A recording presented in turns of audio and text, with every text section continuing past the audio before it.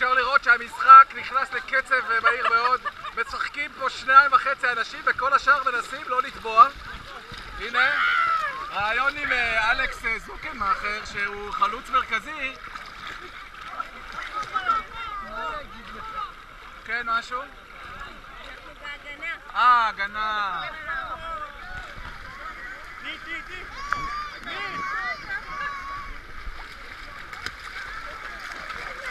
ושחקן ההגנה אלכס. הופה.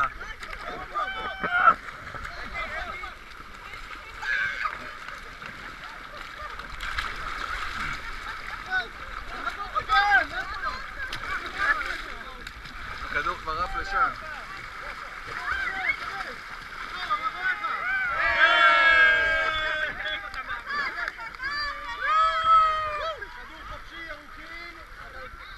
רגע, אנחנו רוצים פה רעיון עם המפקיע. איך הבקעת? בקלות, בקלי קלות. זה טכניקה? זה אימון של שנים? זה אימון של מאות שנים. היה מהלך גדול שם.